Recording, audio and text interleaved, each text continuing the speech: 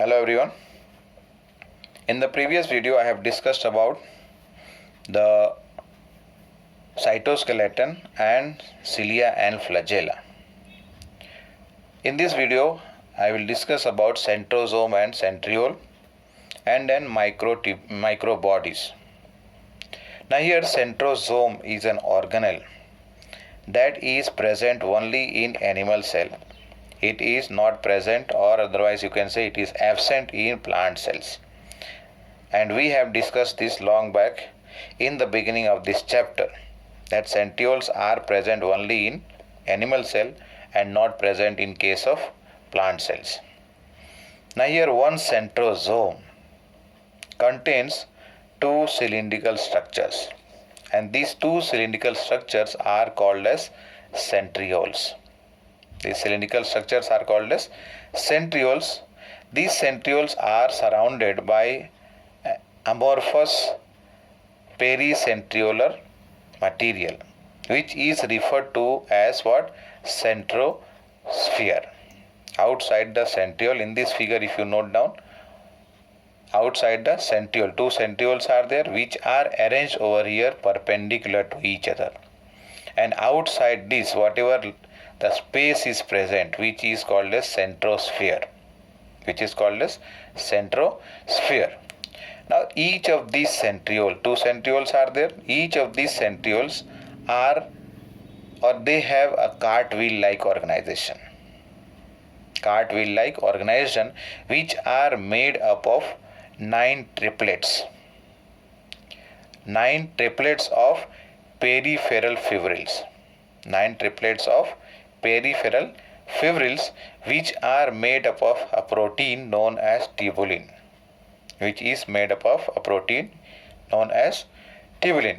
Over here in this figure if you note down, 9 triplets are here on the peripheral part. At the center what you can see, whitish in color. At the center small structure is there, that is called as a hub. Over here, and with the hub are connected 9 radial spokes over here. If you count all this, it will come to 9 over here. 9 triplets are there, so that's why here 9 radial spokes are there. And then on the outer boundary over here, peripheral part here, 9 triplets are again joined with each other. 9 triplets are joined over here with the adjacent triplet. Let us say over here these two are joined over here. 1, 2, 3, 4, 5, 6, 7, 8 and 9. So all 9 triplets are joined or linked with each other on the peripheral part of the hub here. And at the center is present here the hub. Radial spokes are connected to the peripheral tubules. Now same thing cylindrical over here, right? This is cylindrical view or side view here, and this one is overhead view. This is the overhead, means you can say over here this is not a TS actually, transverse section nahi hai, lekin from here when you are seeing on the top here, then you are able to see this. When we are seeing from the side, then that is the magnified figure over here. Now what is the function or what is the importance of centriole? What does centriole do? It is very important for animal cell during cell division. When the cell divides, animal cell divides here. When the animal cell divides, at that time centriole moves to the opposite direction of the inside the cell, and as a result of that later on spindle fiber formation takes place, which you will study in the chapter cell division, that is chapter number 10. The first of all, we have discussed earlier topic about flagella and cilia. Over there if you remember the basal body, we had discussed. In this figure you see, this is the basal body of a flagella, let us say. So this basal body is formed from centriole like organelle. So over here what we are talking, that it forms the basal body of cilia and flagella. It forms the basal body of cilia and the flagella, and in case of animal cell, as I mentioned earlier, it is responsible for formation of spindle fiber during the process of cell division.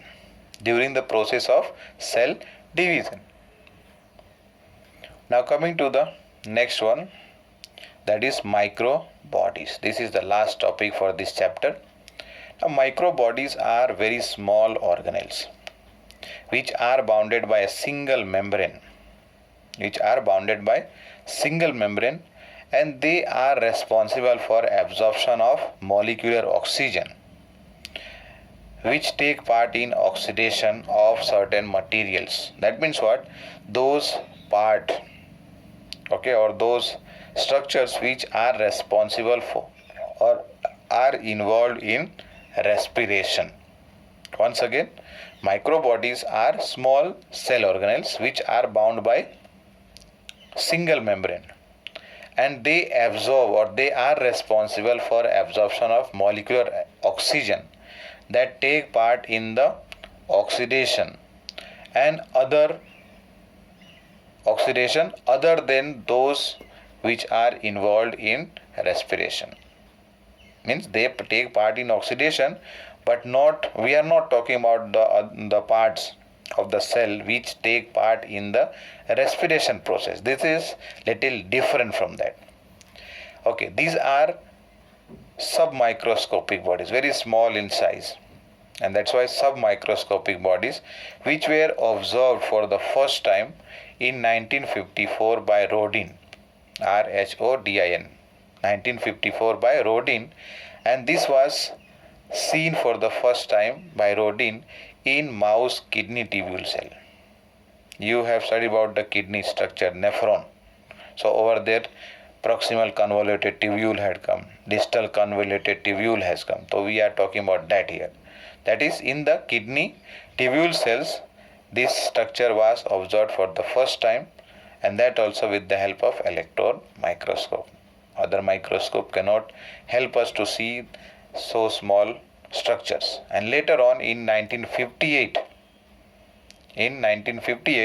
it was reported in plant also. In 1958, reported by two persons, Porter and Caulfield, was reported, that is, their presence was reported in plants also. Now what is the location where they are present?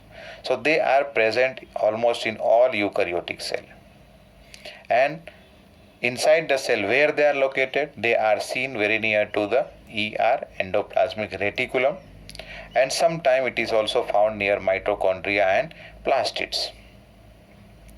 Now how they are formed, or from where they are formed? So these microbodies are actually formed from the endoplasmic reticulum. If you remember, when we had discussed about formation of lysosome, that also is formed from the endoplasmic reticulum here, and here we are talking specifically about RER, rough endoplasmic reticulum. That is, microbodies, they pinch off from the rough endoplasmic reticulum after receiving certain enzymes or some enzymes which are synthesized on the rough endoplasmic reticulum. Now these microbodies are of two types. One is the peroxisome and the other one is a glyoxysome. Peroxisome and glyoxysome. Peroxisomes are small organelles which are present in the cytoplasm of animal cells, and they contain reducing enzymes like catalase and some oxidases are there. Catalase and oxidases. Now major function of these enzyme and as a whole the organelle over here is to carry out metabolism of lipid.